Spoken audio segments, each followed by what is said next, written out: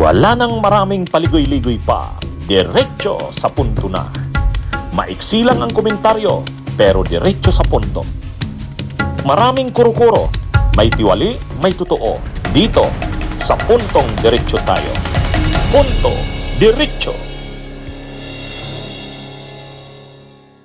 Kinain ng mga daw ng lead counsel ni Sara. Ang lead counsel na kasi ni Sara yung si Attorney Sheila Sison. Yan, yung nakikita nyo sa kanan. Yan daw ang lead counsel ni Sara eh.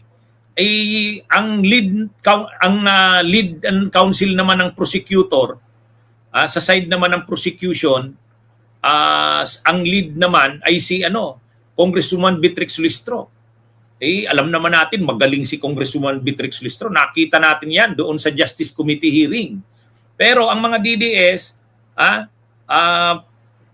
mayroon silang post ngayon, sabi nila, kinain, napahiya daw si Congresswoman Beatrix Listro. So, hindi natin alam kung anong totoo, pero wala naman tayo. Sus naman, mayroon ba kayong na-monitor nung nakaraang araw, nung nagkaroon ng pre-trial conference sa Senate? Nagharap yung prosecution sa kayong defense? Wala namang nabalita ang media. Sus, kung ganyan ba na kinain, as in parang napahiya si Congresswoman Beatrix Listro, hindi ba yan ibabalita ng media? Di ba? Di ba mga kabunyog, mga kabayan? Wala naman tayo nabalitaan ng ganun eh. DDS lang ang nagbabalita ng ganun.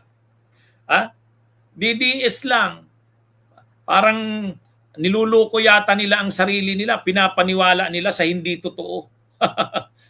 Kasi kung ganyan na nangyari na parang napahiya si Congresswoman Beatrix Listro, kasi yan yung ibig sabihin ng kinain, ibig sabihin parang walang nagawa si Congresswoman Beatrix Listro, talong-talo ni Attorney Sheila Sison, yung abogada ng lead counsel ng defense.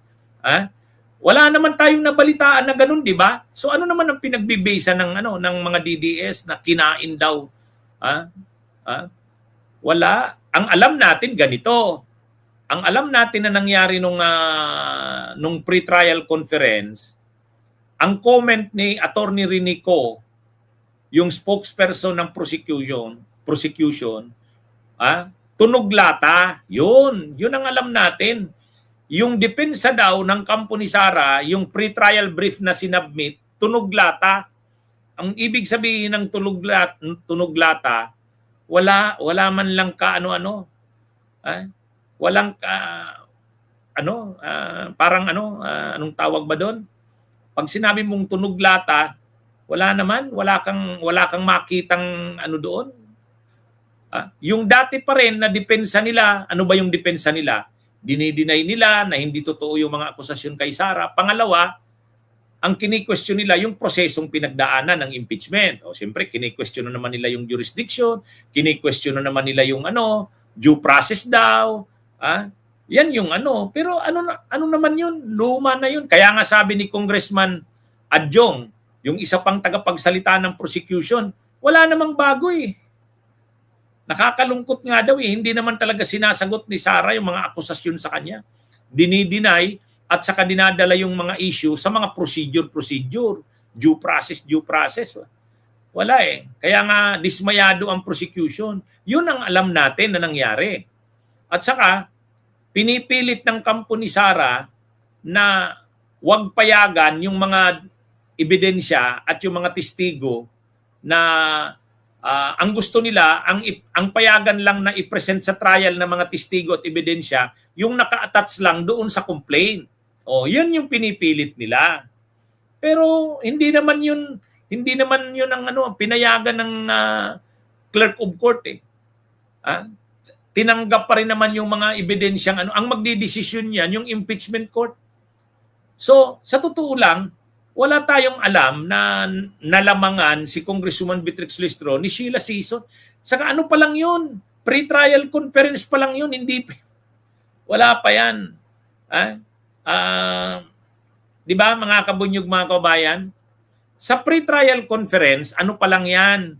Naglalatagan ng mga ebidensya, testigo, inaayos yung dates o yung mga pitsa ng trial, pagkatapos stipulation of facts, admissions, o yun, simplification ng issues. So wala pa naman masyadong diskusyon sa pre-trial. Wala yun. Hindi pa, ano lang yun, marking ng exhibits, o ganun lang yun. Ano namang sinasabi ng mga DDS na kinain ng lead counsel ni Sara na si Attorney Sheila Sison, kinain daw si Congresswoman Beatrix. Parang napahiya, yun ang ibig sabihin. Nilamon. Nilamon, yun. Kumbaga, walang nagawa si Congresswoman Beatrix. Parang ganun ang ibig sabihin nila. Pero yun na nga, wala naman tayong balita na ganun. Saka sa pre-trial, wala pa naman yan. Pre-trial pa lang yan. Hindi pa naman yan makikita kung sinong magaling o mahina. Ano lang yan?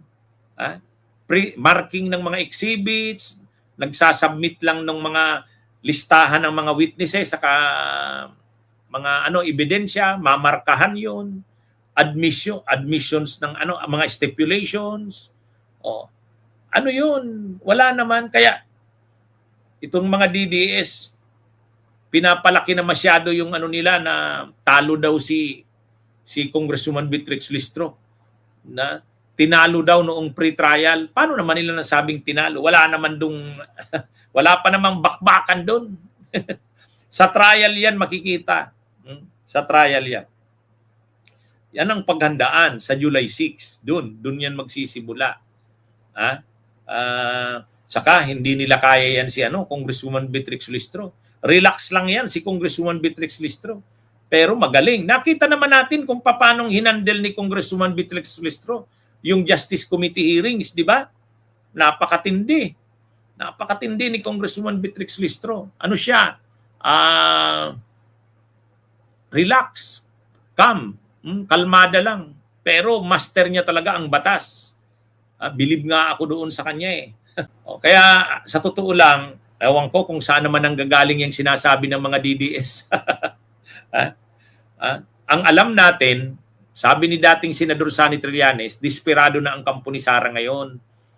Kasi nung una, kumpiyansa na sana sila kasi kanila yung presiding officer, si Cayetano. Tapos yung liderato ng Senado, kanila ay ngayon wala. Napalitan na yung liderato ng Senado. So, parang may mga hakbang nga daw na ginagawa na parang ayaw nilang matuloy ang trial sa July 6.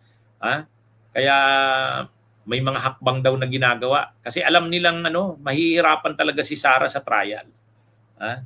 O ang inaasahan sana nila, kakampi nila yung liderato ng Senado. Ay ngayon hindi.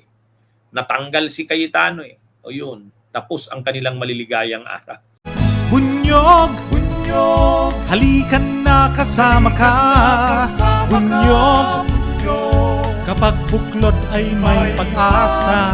Luzon, Visayas, Mindanao, isa ang pananaw. Sa bagong Pilipinas ang bunyog isisigaw. Bunyog.